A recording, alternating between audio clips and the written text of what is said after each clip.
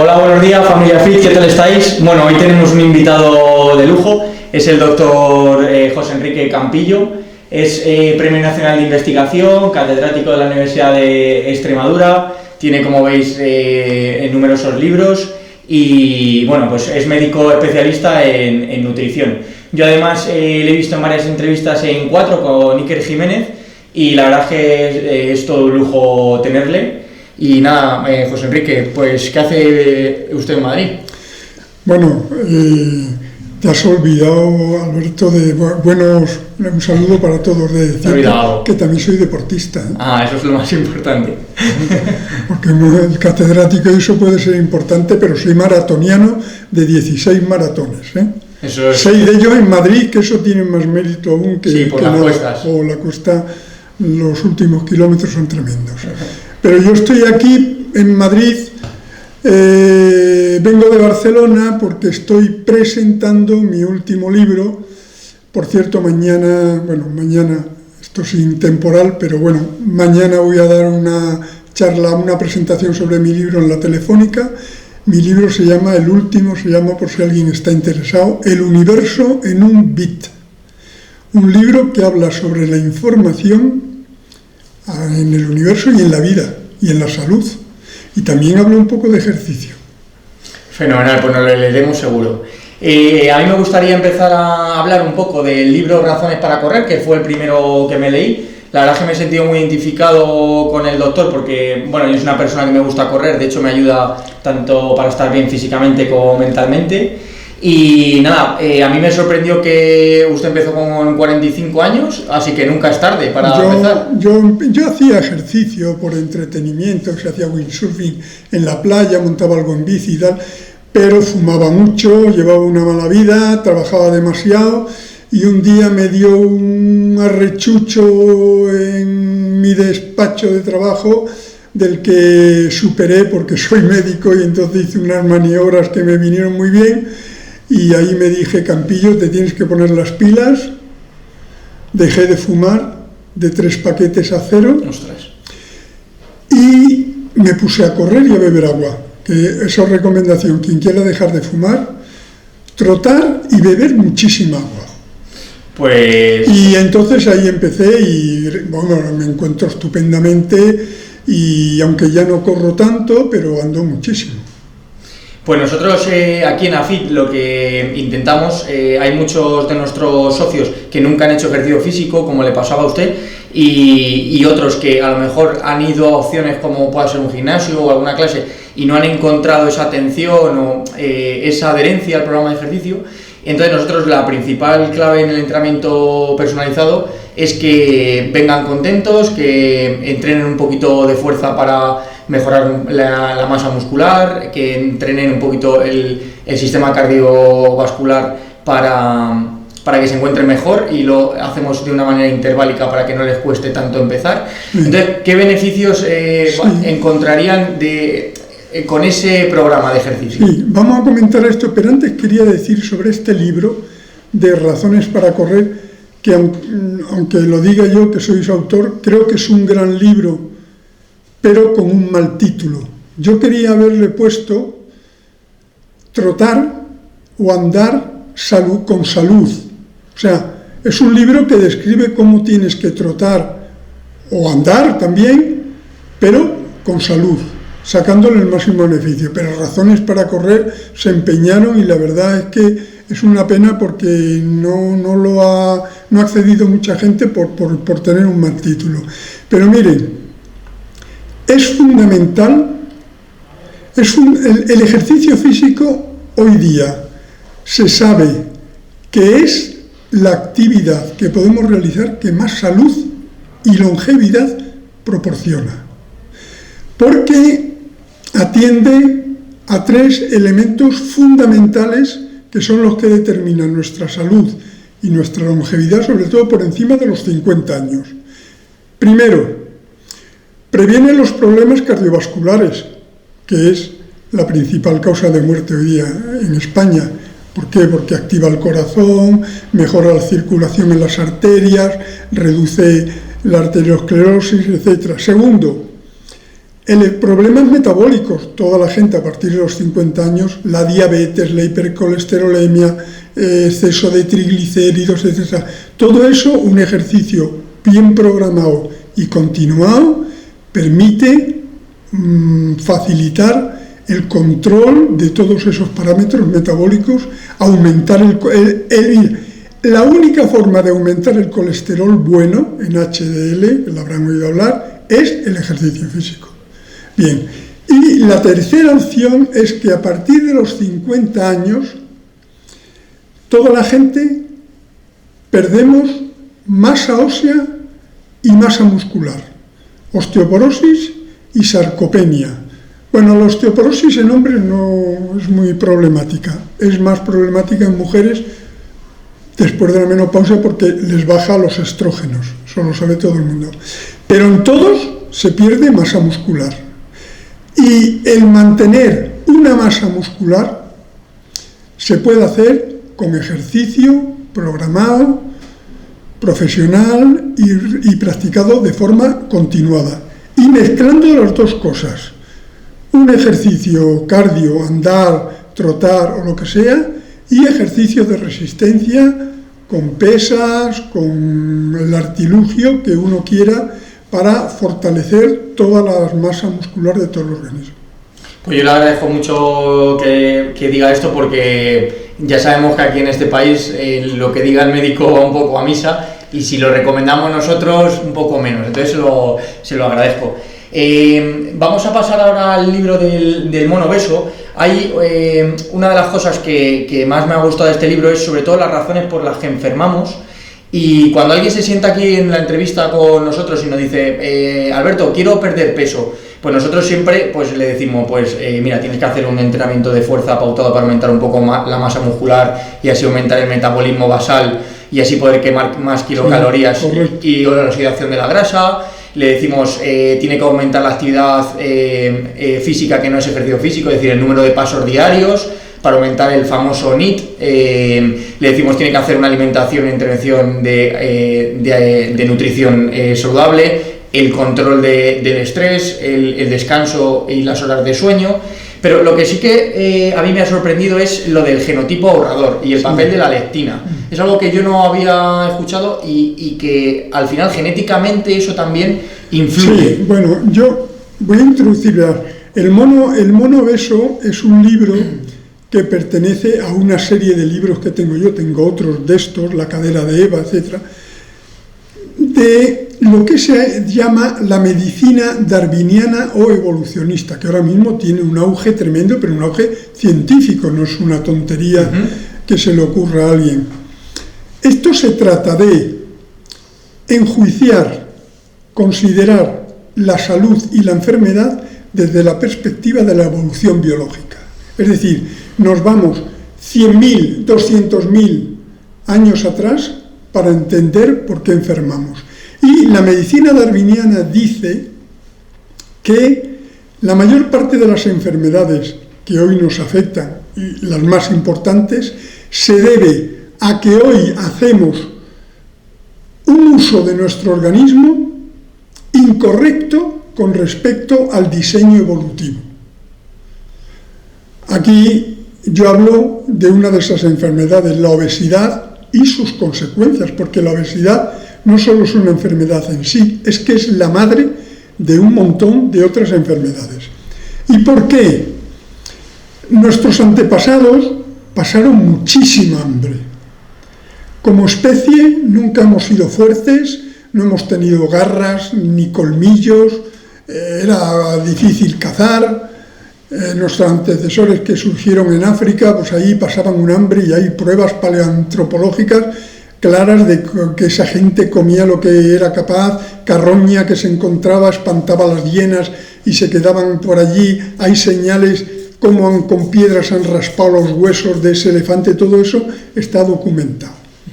Por lo tanto, para sobrevivir en esas condiciones tan malas de vida, la evolución permitió que en el organismo de nuestros ancestros se desarrollaran unos genes especiales que en su conjunto se les denomina hoy día genotipo ahorrador, que les permitía sobrevivir en situaciones de hambrunas, de poquísima alimentación y mucho ejercicio físico.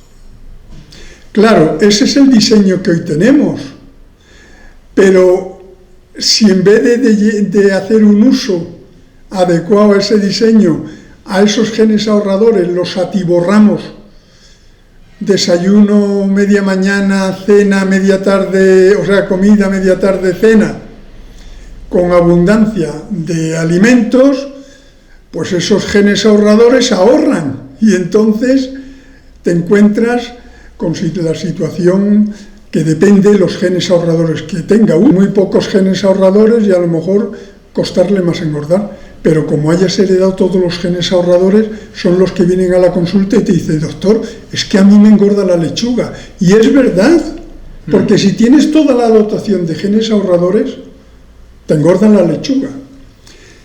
Y otra cosa importante, ¿por qué entonces con relación a la medicina darwiniana, y que lo hablo también en este libro, tenemos que hacer ejercicio?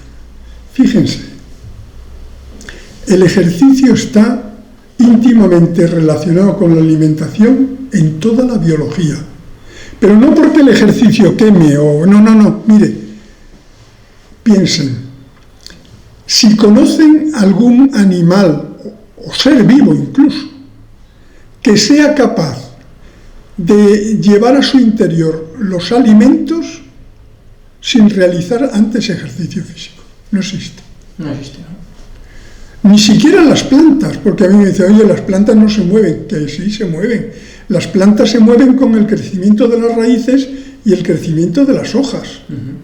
Si no creciera no se alimentaba. O sea, eso es como un elemento fundamental del universo de la vida.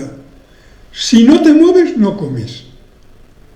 En la naturaleza es así. Es así. El pajarito, el gorrión, que está ahí de mesa en mesa, eso, moviéndose. No, es imposible. Un pez está continuamente.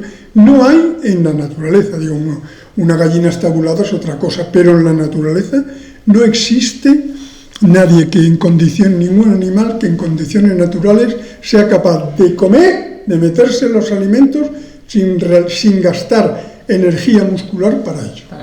Salvo el ser humano, que es el único animal que se puede atiborrar de alimentos, ni los ha cazado, ni los ha recolectado, ni los ha cultivado. Y por lo tanto, por esas dos razones, comer poco para estar de acuerdo con lo que les pasaba a nuestros antecesores que comían poco, y hacer ejercicio físico casi pensando en que voy a hacer el ejercicio físico por lo que voy a comer. Yo tengo un ejemplo ya para acabar. Yo una de las razones que me gustaba estar en el Club Maratón Badajoz, pues era que me habían hecho de la Cofradía Extremeña de Gastronomía.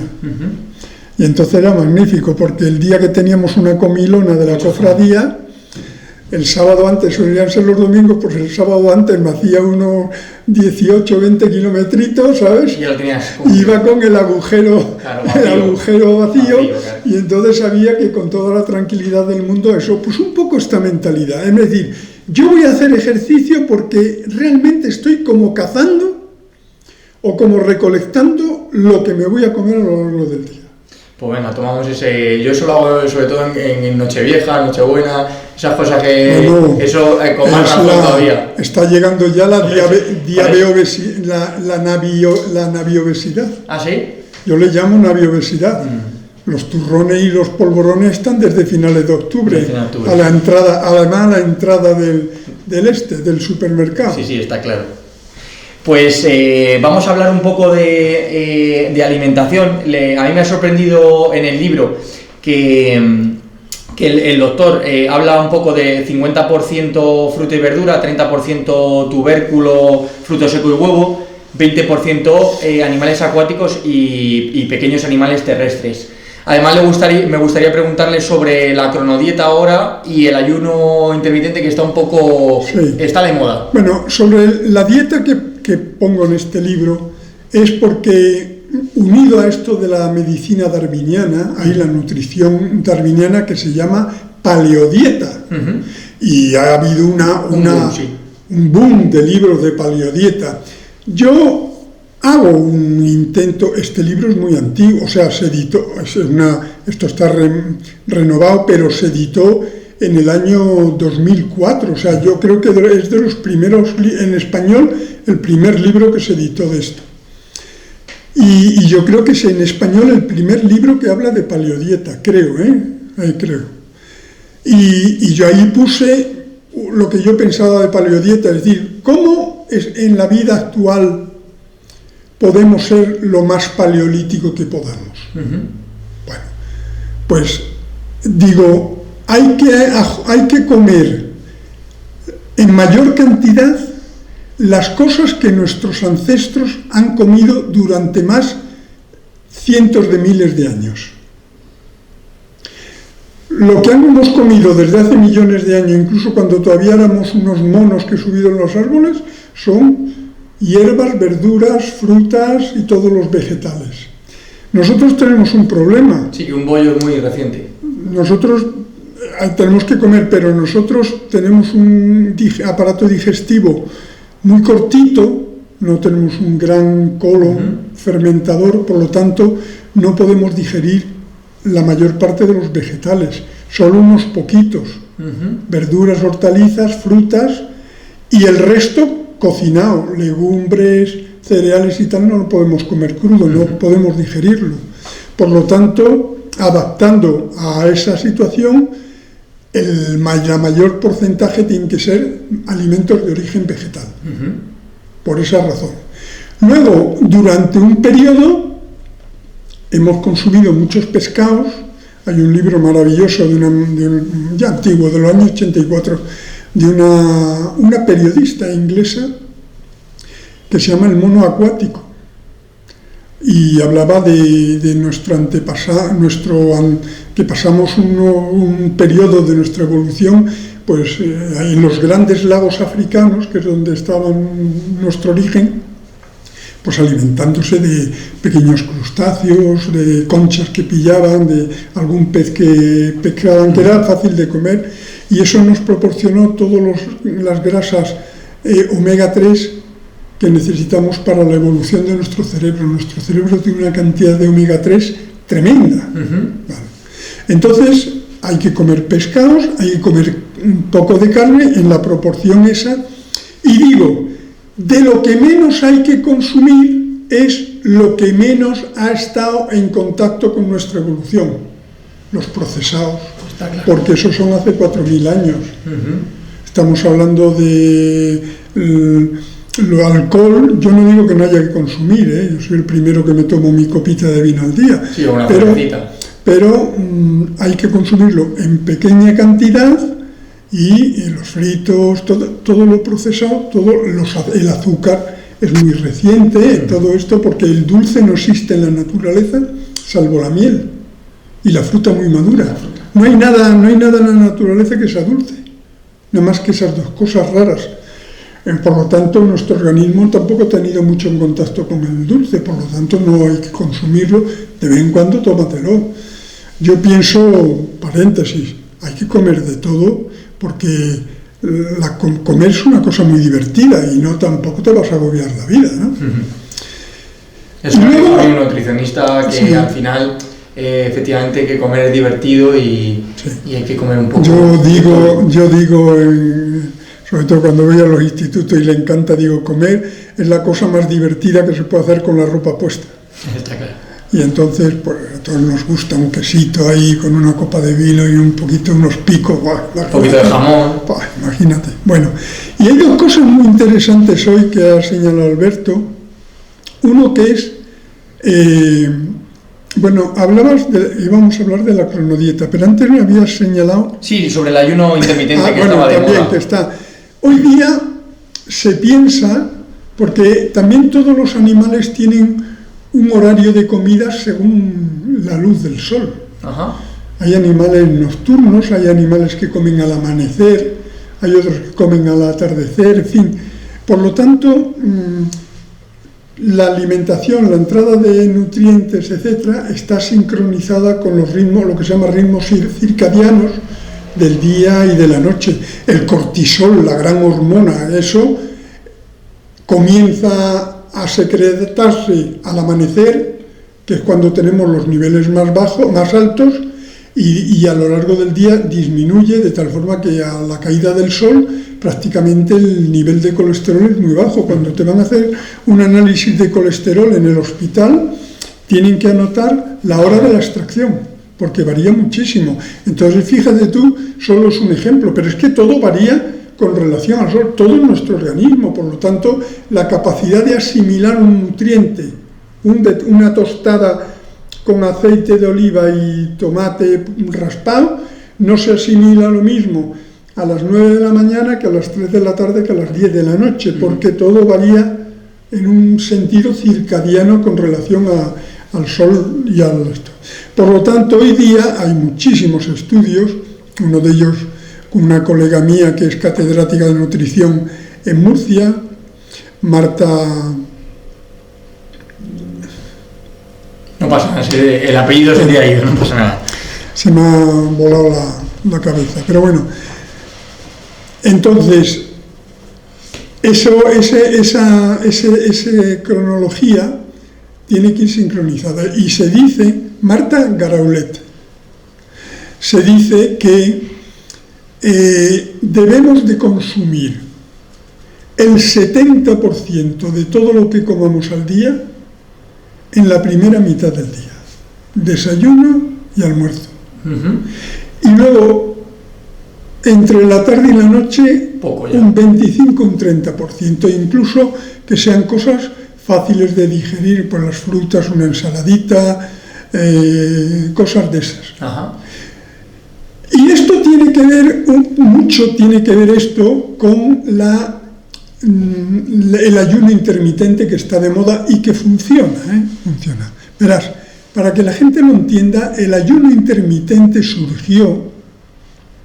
Bueno, el ayuno es muy importante, fíjense si es importante que todas las religiones, el Islam, el cristianismo, los budistas, todas las religiones preconizan el ayuno, unos con el Ramadán, otros que si los viernes de Cuaresma, otros el ayuno, porque históricamente la civilización ha comprendido que de vez en cuando privarte de alimentos es muy saludable.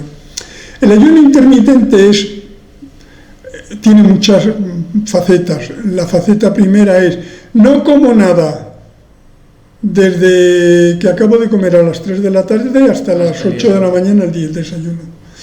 ¿Y esto por qué? Esto viene de que hace 5 años le dieron el premio Nobel a un japonés, 5 o a lo mejor alguno más, vale. Le dieron un premio Nobel a un japonés por una cosa que descubrió que se llama autofagia. ¿Qué es esto? Esto significa que cuando, por ejemplo, un organismo, porque él hizo en animales de experimentación, cuando un organismo lo sometes a un ayuno, al no recibir combustible del exterior, es como si nosotros se nos acaba el gasóleo de la casa y nos morimos de frío, y pues hay que quemar algo para dar calor. Y le dices tú, bueno, la mujer le dice al marido, bueno, pues lo primero que vamos a quemar en la chimenea es esa mesa que cojea, que no hay quien la repara. O sea, empiezas a echar a la chimenea para calentarte lo que está en malas condiciones, lo que está medio roto, lo que está tal. El organismo hace lo mismo. Cuando deja de recibir alimento, a las pocas horas de dejar de recibir alimento, empieza a quemar sus muebles, pero empieza por lo erróneo, esa proteína mal fabricada, esa célula que se ha vuelto rara, que si la dejas ahí sin destruirla, a lo mejor se convierte en un cáncer. Es decir, es una limpia. Y él descubrió el mecanismo. Que es el ayuno. El que desencadena es el ayuno, exacto. Entonces, a raíz de eso, pues fue el boom del ayuno intermitente. Hay gente que es... Hombre, mirar, yo, lo mejor de todo esto es que yo lo he intentado muchas veces y no he sido capaz, porque les confieso ahora que nadie nos oye que soy un tragón tremendo. Hay que entrenarlo poco a poco, yo sí lo hago. Exacto, bueno. Pues lo ideal sería estar a agua o a zumos diluidos un día a la semana, completo, 24 horas. Ostras, eso sí es duro, sí. No, pero es que eso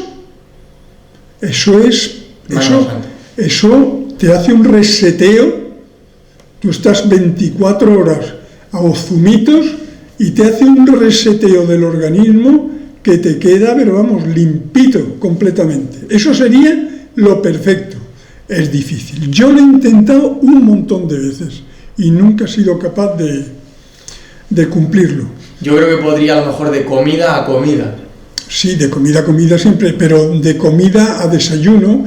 Lo siguiente mejor es ayunar de comida a desayuno, porque si comes tardito, bueno, comes a las 2, de 2 a 3 comes, a las 3 acabas de comer. Hasta el día siguiente. Entonces estás hablando de 15, 16 horas y tal, que es bastante suficiente también esto. Y luego esto de que te hablo yo del ayuno intermitente nocturno, pues por ejemplo, pues hacer 2 días a la semana. Tampoco lo tienes que hacer, quedarte sin cenar todos los días. La cena, es curioso, ahora la cena, la cronobiología modernamente demuestra que la cena es un problema, si cenas mucho es un problema para la salud, pero el refranero decía, de grandes cenas están las sepulturas llenas, o sea que hace siglos, o sea que no es ninguna novedad. Por lo tanto, hagan esto de sobre todo, que todo lo que, la mayor parte de lo coman en la primera mitad del día. Perfecto, pues así haremos para estar más saludables. Vamos a ir a la última parte con el último libro, el de Consciencia Humana. Bueno, este libro sí que hay mucha amiga. Yo iba, o sea, porque hay cada capítulo incluso hay muchísimas cosas de las que hablar. Yo voy a empezar por una muy importante, que es el estrés, cómo afecta la activación del sistema nervioso simpático y cómo el ejercicio puede ayudarnos. Ahora que vivimos en una sociedad muy estresada y más aquí en Madrid. Aunque no sé hablar de este libro, pero yo tengo otro libro, bueno, imagino que lo conocerás, también de medicina darwiniana, que se llama El mono estresado, sí, que habla del estrés. ¿Y por qué? Fíjense, el estrés es, en la naturaleza, el mecanismo de defensa que pone cualquier ser vivo para defenderse de un peligro. O sea, el estrés no es una enfermedad, no, el estrés es la serie de mecanismos que ponemos en marcha para defendernos de un peligro, ¿vale? Bien. En la naturaleza, cualquier animal que siente un peligro, el que sea, responde, solo hay una respuesta, contracción muscular. No hay ningún estrés que no haya contracción muscular para huir, para luchar, defenderse, o para hacerse el muerto. Hay muchos animales que se defienden haciendo el muerto. Haciendo el muerto no es quedar relajado, no. Una liebre, cuando se agazapa, que de ahí viene el término, y se encoge para ocultarse del perro, contrae todos sus músculos. Por lo tanto, no existe en la naturaleza, no existe ningún animal que sea capaz de intentar salvarse de una situación de peligro mediante el estrés, que no sea mediante contracción muscular. Luego, ¿cuál es la principal cosa que tenemos que hacer para prevenir o evitar situaciones de estrés? Entrenar. Yo esta mañana que estaba estresado por la entrevista, por los nervios, pues he cogido a las 6 de la mañana y pum, a correr, y así he venido más suave.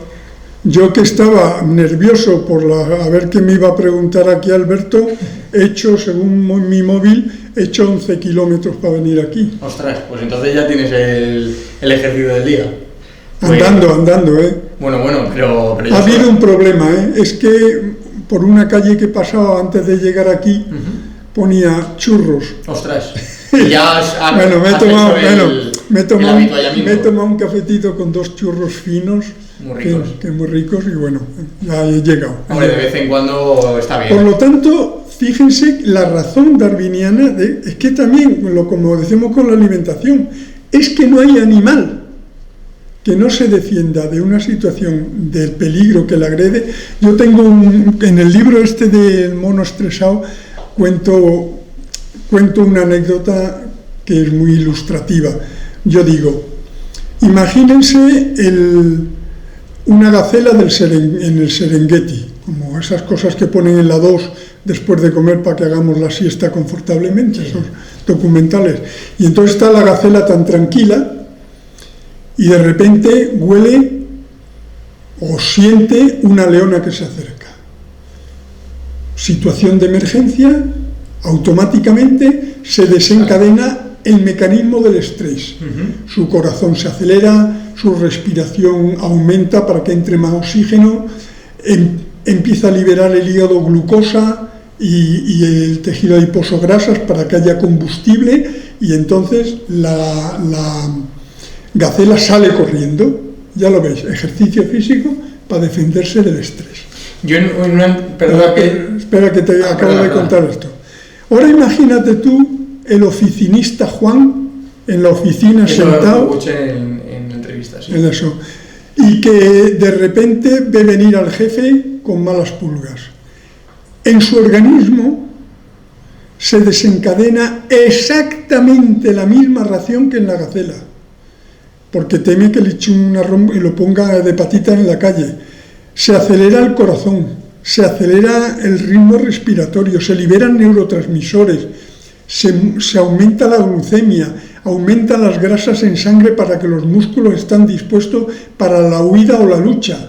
Y sin embargo el Juan y no puede ni hacerse el muerto, en la oficina no se puede. Y entonces se queda el Juan ahí sentado, aguantando. Y todo eso que ha movilizado para que hubiera contracción muscular le queda dentro y se le va pegando en las arterias, se le va pegando por todas partes. Por eso cuando Juan llega a su casa, y lo pongo en el libro para hacer más gracia, digo, el Juan con todo eso que ha acumulado en la oficina llega a casa y al abrir la puerta oye la voz de su querida esposa que dice: mira, Juan, ha venido mamá para quedarse unos días, otra vez.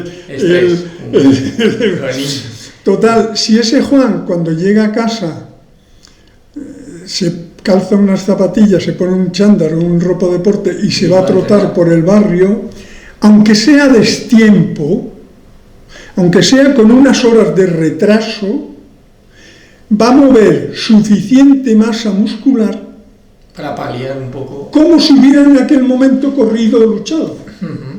Por lo tanto, insisto, hay argumentos, os he estado ayudando, y hay unas pruebas científicas tremendas de esto que estoy contando. No hay muchas medidas para prevenir y contrarrestar si está sometido a un estrés continuo laboral o del que sea. El ejercicio físico. El ejercicio físico. Porque huyes o porque luchas o por lo que era. Los deportes de lucha tienen la ventaja esa, pues si te vas al karate. Yo una temporada estuve haciendo taekwondo cuando tenía un cargo académico y me sentaba fenomenal porque me podía imaginar la cara de quien quisiera en el cacharro al que le tenía que pegar patadas, o sea que es una maravilla. Por lo tanto, no olvidar, el estrés solo se combate, la principal forma de combatirlo es, bueno, primero evitarlo y segundo, pues evidentemente con el ejercicio. Pues vamos a pasar. Sí, sobre todo un tema que me preocupa ahora es el tema de la depresión, que ahora hay bastante gente con depresión y sí, cómo puede curarse. La depresión, también el ejercicio hace un beneficio tremendo. En la depresión, en dos cosas, en la depresión, y también el efecto es extraordinario en las demencias seniles. O sea que pueden retrasar muchísimo la degradación. Demencias tipo incluso, bueno, y Parkinson y Alzheimer y otros tipos de demencia, y también la depresión. La depresión, ahora mismo están de enhorabuena porque se acaba de sacar al mercado una cosa que posiblemente, según dicen, les va a cambiar drásticamente la vida, porque es un nuevo antidepresivo que va por un mecanismo novedoso y que además se lo pueden aplicar en spray nasal. Es casi como si fuera un Vivaporus de esto que te echas. Entonces, ejercicio es muy bueno y por supuesto también la alimentación contribuye, pero fundamentalmente el ejercicio, porque descargas, mueves neurotransmisores, activas, y entonces es algo que es muy beneficioso. Pues... Decías que íbamos a hablar de los telómeros. Sí, eso ha sido lo que, bueno, me lo he dejado para el final como la joya de la corona, que lo que me sorprendió de la función de la telomerasa. Sí, es que esto yo lo trato aquí, y lo trato aquí cuando hablo de estas preguntas serias que se puede hacer uno de ¿por qué todo tiene una duración? ¿Por qué no hay nada eterno? El Sol, dentro de 5.000 millones de años, explotará. O sea, todo nosotros duramos lo que duramos. Cada animal tiene su duración. ¿Por qué todo tiene una duración? Y dentro de esto hablo también... Bueno, yo digo que todo tiene su duración porque todo viene con un dispositivo de esos de... ¿Cómo se llaman los...? Un dispositivo que hace que se estropee cuando el fabricante estima que se debe estropear. Y en el organismo humano y en el resto de los animales, el de obsolescencia son dispositivos, le llaman dispositivos de obsolescencia programada. Es decir, el móvil, es que el móvil tiene que durar 3 años o 4 años. A los 4 años aquello se muere y casi te cuesta más arreglarlo que comprar uno. Y eso pasa en la naturaleza, es la clave de la duración. Todo lo que existe tiene un dispositivo de obsolescencia programada. El Sol se acabará cuando se le acabe el combustible que tiene, y todo es así. Es curioso que todo el universo y la vida funcionan de esa manera, la duración. Bueno, en el caso del ser humano y de los animales, el material genético que tiene cada célula está compuesto fundamentalmente del ADN, que son largas hebras, larguísimas hebras de genes, como rosarios de genes, y los extremos, cada división celular, el ADN se tiene que dividir y convertirse en 2. En ese proceso ocurren como deshilachamientos de los extremos, un poco como lo que pasaba antes con los cordones de los zapatos, que por eso llevaban que si no se deshilachan. Y para evitar que se deshilachen, poníamos unas protecciones de hierro, antes eran de hierro, unos tubitos de hierro que se cerraban ahí para que no se deshilacharan. Eso en el ADN se llaman telómeros. Nosotros, todo nuestro ADN, tenemos unos telómeros que evitan el desgaste del ADN. Pero se desgastan. Normalmente se desgastan con la vida, con los años se desgastan, pero ese desgaste se acelera con mal uso, lo de siempre.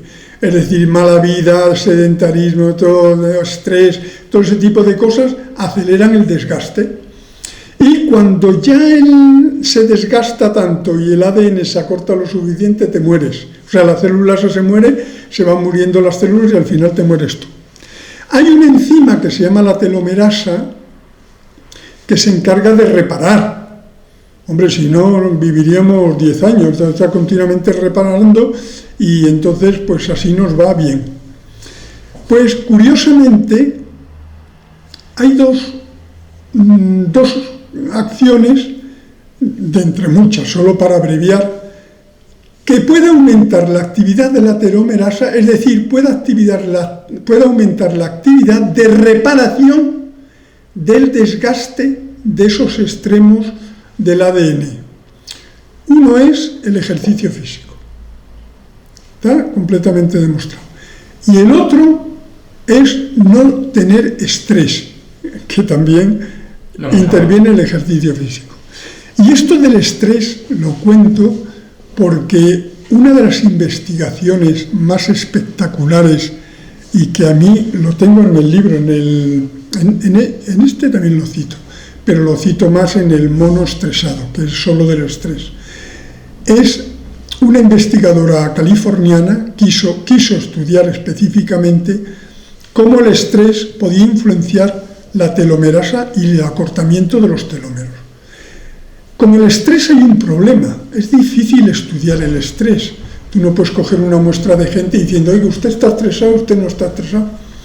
Nosotros en mi departamento de la Universidad de Extremadura hemos hecho, en la Facultad de Medicina está en Badajoz, hemos hecho muchos estudios sobre el estrés con un modelo buenísimo que teníamos al lado la base aérea de Talavera.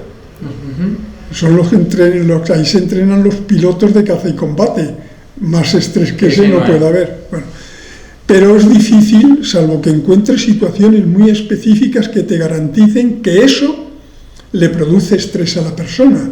Porque si no, porque te diga, uy, estoy muy estresado. Bueno, eso puede ser verdad o puede ser mentira.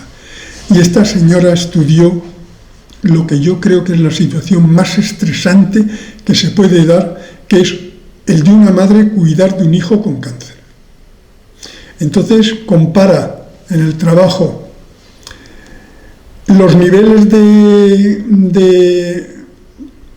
de acortamiento de los telómeros y la actividad de telomerasa en un grupo de madres que durante unos meses han estado cuidando de hijos con cáncer en comparación con otras mujeres de la misma edad, también madres, pero que los hijos no tienen cáncer. Y es espectacular, las madres con los hijos, el acortamiento de los telómeros y la disminución de la actividad de la enzima reparadora de la telomerasa es espectacular. Por lo tanto, hay que hacer ejercicio para todo, para reponer la masa muscular, para ajustar el metabolismo, para prevenir no hemos hablado, el ejercicio programado aumenta la capacidad antioxidante. Nosotros hemos hecho un estudio, precisamente un estudio que ha sido bastante famoso en la Vuelta Ciclista a España, siguiendo la Vuelta Ciclista a España y sacándole sangre a los ciclistas. Y el ejercicio físico programado reduce la oxidación porque aumenta los niveles de los enzimas antioxidantes. En cambio, el que hace ejercicio de fin de semana, ese que está toda la semana parado y que el sábado y el domingo con el grupo de amigos se pega cada día 100 kilómetros en bici, en ese era tremendo, es casi peor, se oxida, porque no le da tiempo, como no tiene un entrenamiento sistemático y tal, no le da tiempo a aumentar las defensas antioxidantes, y en cambio 100 kilómetros en bici quemando oxígeno en las mitocondrias y tal, pues le produce muchos radicales libres. Por lo tanto, es mejor hacer un ejercicio bien programado porque te aumenta las defensas antioxidantes. Eso que dice mucho, el ejercicio te oxida, ¿no? El ejercicio, si lo haces programado y bien hecho y te permite aumentar los 3 principales enzimas antioxidantes, sobre todo uno que se llama la superóxido dismutasa, y entonces esos enzimas te protegen del aumento de radicales libres no la hora que hacer ejercicio, sino las 24 horas del día. Por lo tanto, eso también hay que tenerlo en cuenta, Pues nada, doctor, yo creo que ya más razones para que la gente haga ejercicio, vamos, ya es imposible, nos ha ilustrado... Hay que moverse. Hay que moverse sí o sí. Hay que moverse. Pues muchísimas gracias por todo. Gracias. Y mucha suerte con el nuevo libro, lo leeremos. El universo en un bit. Muchas gracias. Nada.